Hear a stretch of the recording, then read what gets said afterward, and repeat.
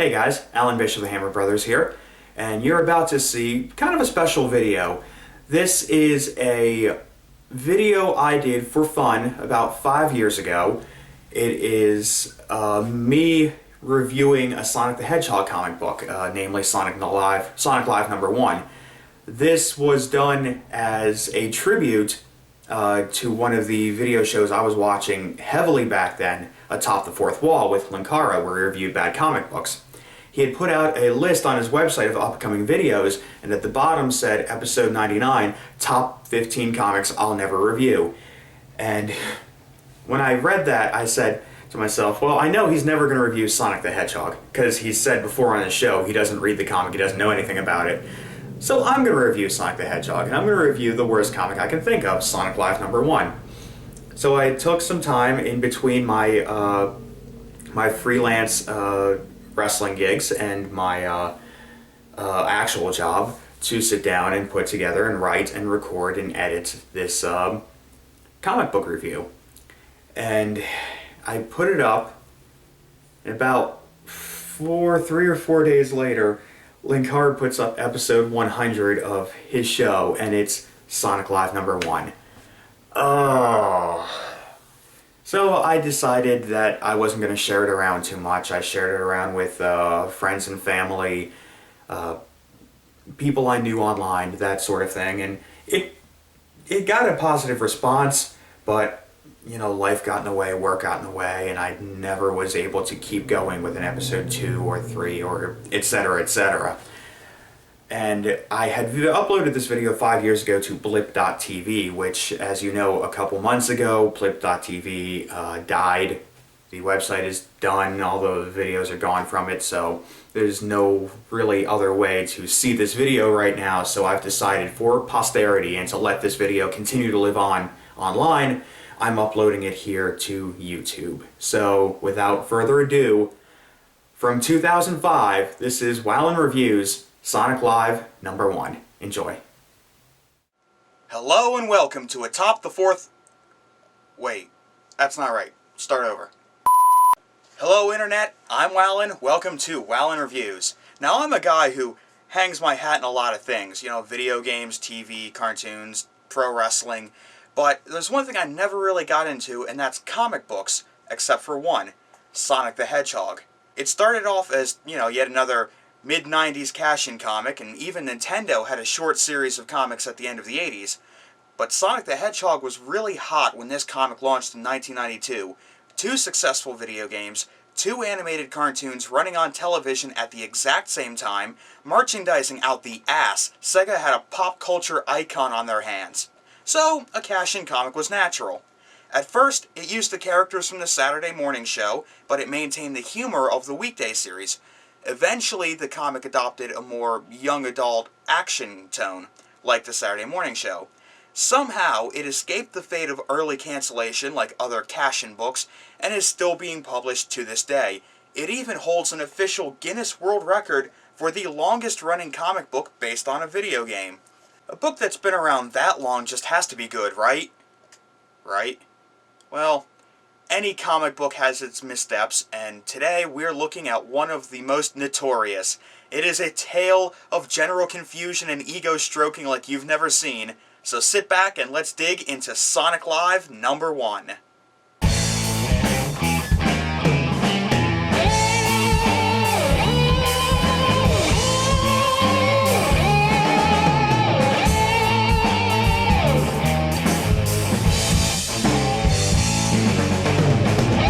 Let's start with the cover. What in the blue hell is going on here? Sonic's eyes are lopsided, his mouth is downright tiny and shoved way to the side, and his hand is big enough to cover this kid's entire arm. Speaking of, we can't see the expression on these kids' faces. Are they thrilled? Are they terrified? God, I know I would be. It's so real, you'll think you're part of the adventure. The last game cartridge hero. Wow. Ripping off the title of a very subpar Arnold Schwarzenegger film. We're off to a bad start, comic. And what's with the title? Sonic Live? I mean, I know it has to do with the realistic photos of the kids on the cover, but come on, am I about to read a comic book or watch a late-night talk show? So anyway, let's get some quick background on the story.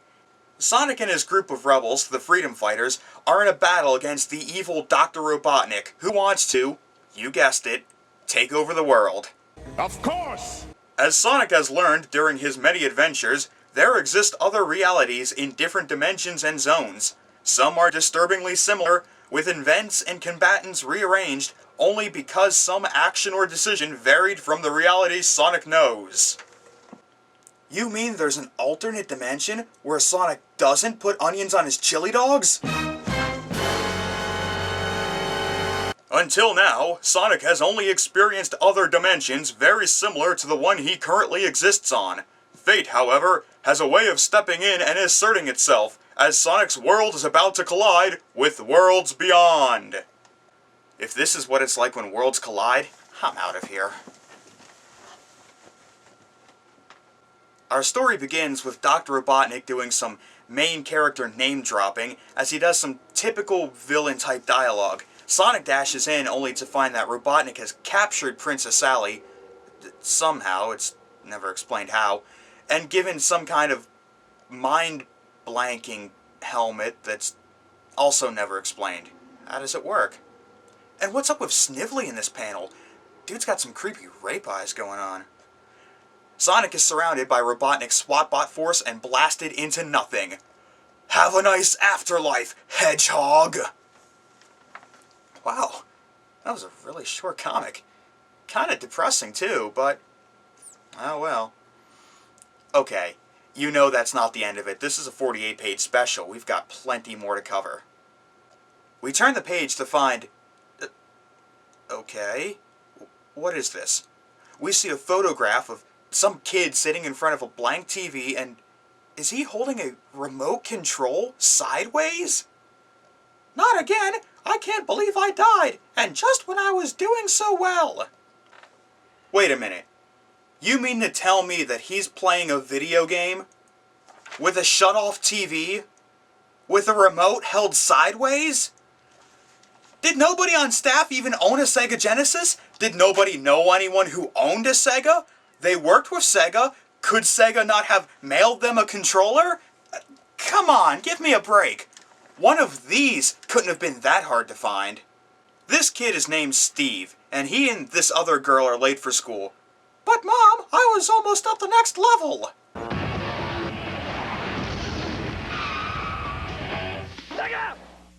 Look at the look on his face. It's like you told him his dog just died. Anyway, it turns out that Sonic is still alive, and he has no clue where he is. That makes two of us.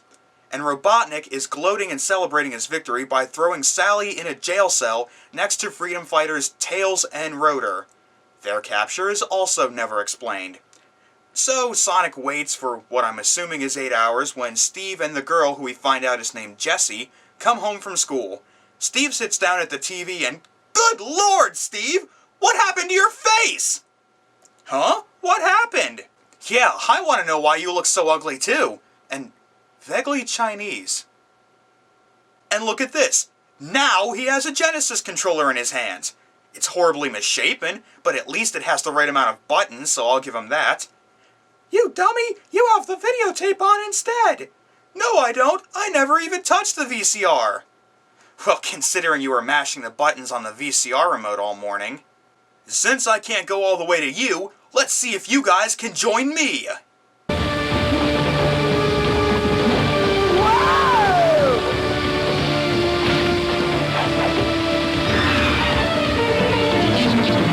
Part 2 begins with more generic evil dialogue from Robotnik. Oh, by the way, it turns out that Freedom Fighter members Bunny and Antoine are also captured. And no, it's never explained how either. Now it's time for Robotnik's evil plans. With one missile, I'll be able to place my network of killer satellites in orbit around Mobius, and send you Freedom Fighters on a one-way journey to eternity! So let me get this straight. Robotnik's plan is to take the Freedom Fighters and shove them in a missile, blast them off into space and kill them. I get that. But now he also has to use the missile to activate a network of spy satellites, killer spy satellites, by the way. What, they shoot laser beams or something? what I don't understand is why is he going so far with this? Why do you even need to do that? The killer satellites aren't needed because you've already killed the only group that's resisting your rule. Why the killer satellites? Why the exploding missile in the first place? Why? Why? So, Sonic and the kids appear out of nowhere, seriously, but the kids get captured. Sonic is quickly able to break free from the SWAT bots, rescue the kids, and find the rocket's computer room. Find the computer room! To shut down the missile. The countdown launch sequence has been activated. Snively, I must have fallen in my remote control. Ew. Somebody tell Steve not to use that remote to play his video games anymore. Robotnik decides that Sonic came through a trans-dimensional portal and gets him to escape while Sonic guesses, seriously, and hits the right button to shut down the rocket. But Sonic and the kids are sucked back into the portal for some reason into another world and part 3. Welcome, name drop the title, and your friends as well. This is so weird. Now you look like you stepped out of a Speed Rider cartoon. Speed Rider? Don't you mean Speed Racer? Are you really that afraid of copyrights that you're going to slightly change the title of an anime from the 60s? But more importantly, even though Steve and Jesse's art style has changed, and they reference to it, Sonic, Robotnik, Snively, and the SWAT bots stay exactly the same. And no, it's never explained why. Starting to see a pattern here? Oh, and Steve still has that stupid bowl cut anyway, so none of that matters. Robotnik leads everybody into the next room to find a bunch of Robotniks building Voltron? The Megazord? A Gundam? Neutro? I have no clue. Welcome to your nightmare, Hedgehog. Welcome to my nightmare. I think you're gonna like it. I think you're gonna feel like you belong. A nocturnal vacation. Unnecessary sedation, 'cause you want to feel like you belong. Welcome to my nightmare. Welcome to my breakdown. I get it. Multiple universes, right? How do you know about that, Stevie? He's been watching too much Space Trek. Space what? Space Trek? Are you sure you don't mean Star Trek? I don't know, maybe Steve's been mashing the buttons so much that all the channels are starting to meld together. So, despite being able to easily break free from the SWAT bots and rescue the kids not 8 pages ago, our heroes are thrown into a jail cell and meet up with 2 white guys! Just who are Maury and Jerry? Well, you'll find out in a moment. Apparently, these Robo-Robotniks built the portal, and Robotnik wants the portal to, you guessed it, take over every world in every universe.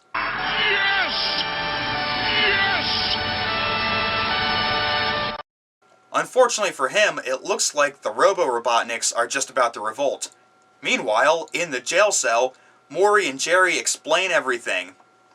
In our world, you're just a character in a game cartridge. One of our staff artists did a series of sketches and you were the result. Or so we were told, until we found out different. Apparently, the sketches were based on transmissions received over a prototype device. Nobody had ever seen anything like it, so we kept it quiet. Then Robotnik shows up at the door and... No, wait, stop the review. Stop the review.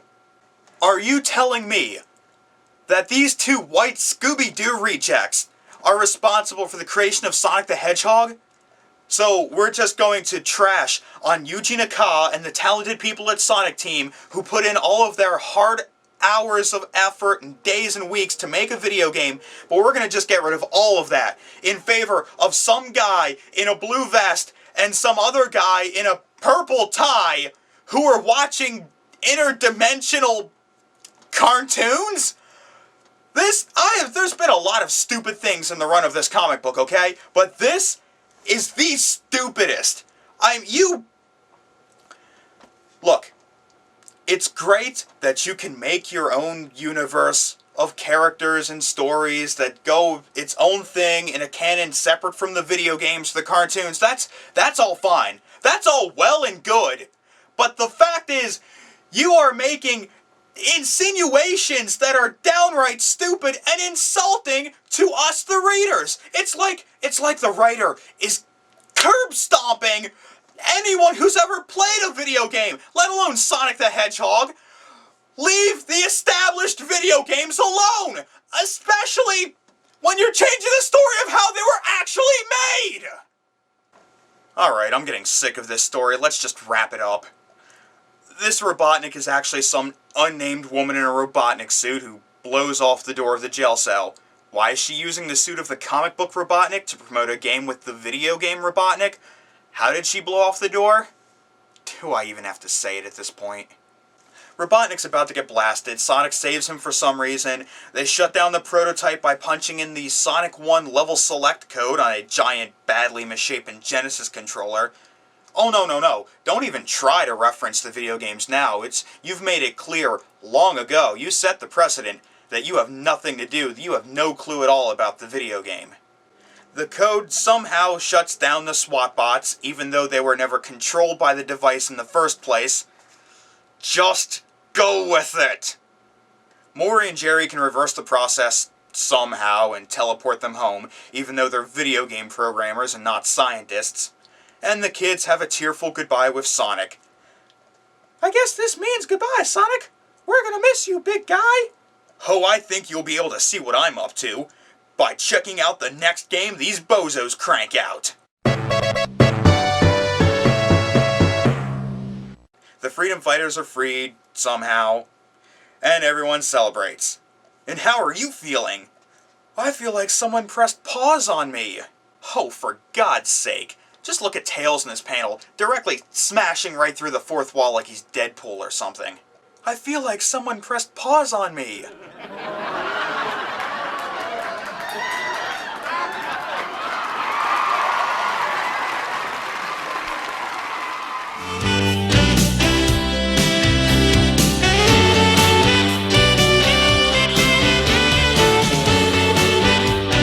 But wouldn't you know it, there's 2 backup stories to this comic. Neither of them are bad, and they're not really all that long, so let's just get through them really quickly. The first is The Substitute Freedom Fighters. You may be wondering how the Freedom Fighters were captured, and then escaped in our first story. Well, this is how it happened, and then ended. Hold the phone. You're telling me this story's actually going to explain things? Alright, I'm ready. Let's do this. Let's explain things. Rotor is creating a camera that attaches to his belt and records their actions for combat in battle for later viewing. No doubt he'll upload them to YouTube, where legions of idiots will completely tear his team's strategies apart. An alarm goes off as the team rushes off to fight some SWAT bots. And so, as they've done so many times before, this band of heroes rush courageously into unknown danger, confident they'll return victorious. This time, they don't. And that's all the explanation you'll ever get. You know, for a story that says it's going to explain things, this story explains nothing! Later, the HQ is visited by Larry Lynx. Remember Larry from Sonic number 12? Nope. Rotor's camera is displaying Robotnik on his monitor, which causes Larry to freak out until he gets the idea to head to Knothole's training camp. Hey look, it's Cyril the Eagle, also from number 12. Nope. Larry recruits a group of some woodland critters who are mostly never named. They sneak into Robotropolis, fight the SWAT bots, free the Freedom Fighters, and break out. Princess Sally then declares the group as the Substitute Legion of Freedom Fighters. Will we see the Legion again? Time, and you the fans, will tell. Did the Legion do anything majorly important after this story? Nope. Backup story number 2, Knuckles' Quest 2. Knuckles is on a quest, who would have thought, to recover the magical sword belonging to Sally's father, the ailing King Acorn. Supposedly, this sword will restore him to health. Knuckles finds an old cottage and fights some fictional monsters inside, including ogres, a Chinese dragon, and death itself. I guess Knuckles doesn't fear the Reaper. Can I stop name-dropping songs now? Honestly, the artwork is really good in this story. Patrick Spazinati is one of my favorite artists in this whole series, and his stuff is pretty to look at. Anyway, the monsters are just illusions created by the cabin's owner, a magician by the name of Merlin Per Hour. Where have I heard that name before? Turns out he doesn't know where the magical sword is, but he points Knuckles in a new direction and wishes him best. I'll see him again, alright, and when I do, I'll have his sword. Believe it! Believe it! This story is pretty much entirely pointless padding, but it's pretty, so I'll let it slide. Oh, thank God this comic is done. But wait, there's more. Now it's time for a word from our editor. In case you were wondering, just who are those photogenically wild and crazy kids? What photogenetically wild and crazy kids? All I saw was boring, disinterested children. These child actors are none other than Ken Pender's son, Steven, and his niece, Jessica. And suddenly, this entire story makes perfect sense. For those of you who don't know, Ken Penders was the writer, penciler, and inker on the last video game cartridge story in this comic. And he worked on the Sonic the Hedgehog comic book for over 10 years. That's right, ladies and gentlemen. The whole entire point to this comic book was that the writer could insert his family into a story just because he could. Give me a frigging break. How egotistical can you get? He knew he would spend hours with them making sure each photograph was just the way he wanted. So he spent hours and hours with them on 1, 2, 3, 4, 5 photos. Oh, that's why he's a comic book writer and not a photographer. As far as their help was concerned, Ken was quoted as saying, "Hey, they worked for free." Yeah, and it shows. We've got one more page to go through, and it's a fan art page. Well, let's see here. We've got Nathan Bonner and Kitty. Oh, it's very cute. I like that. The lines are nice. It's very shiny. It's very cute. Let's see. We got Mark Massey from New Haven, Connecticut. Well, not bad. Very good. I think he's on his way to being a very talented artist. And last we have... Oh, God. Oh, my God. It would be in terrible taste for me, as a human being, to critique and insult the artwork of children. But, since this was made by those two loser kids in the first story, I'm gonna do it anyway! Good God, what the hell is wrong with the artwork in this picture? Why does Sonic's eye look like it's gonna shoot out of his head? Why does Sally's arms look like they could snap like toothpicks, yet her body's shaped like a potato? Why is Sonic's legs making the number 4? Why does his finger look like he's gonna shoot Sally in the back of the head? Why?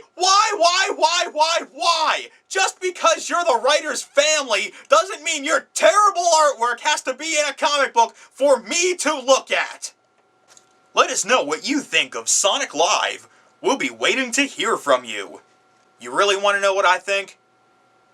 This comic sucks! While the backup stories are okay, the main story is stupid, the artwork is weird, the characters are written generically, there are plot holes so big you could drive a Mack truck through, and the insinuations about the Sonic video games, if you think about it hard enough, are downright racist. Sonic the Hedgehog isn't a bad comic book. For it to be going on for so many years, they have to be doing something right, but at times it can get downright asinine, and Sonic Live #1 is a prime example.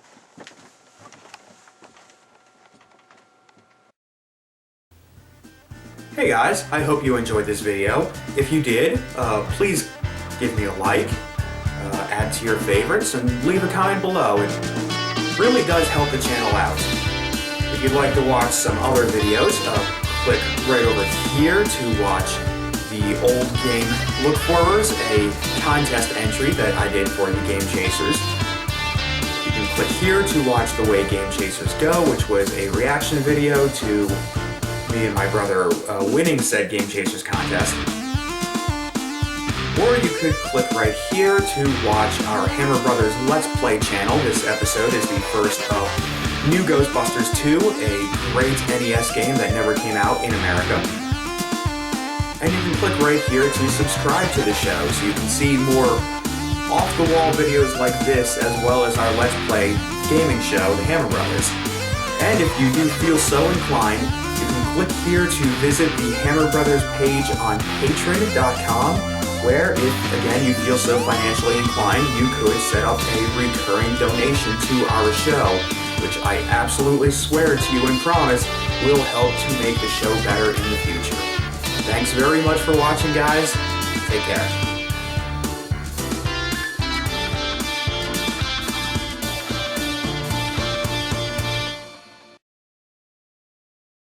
Snooping as usual, I see.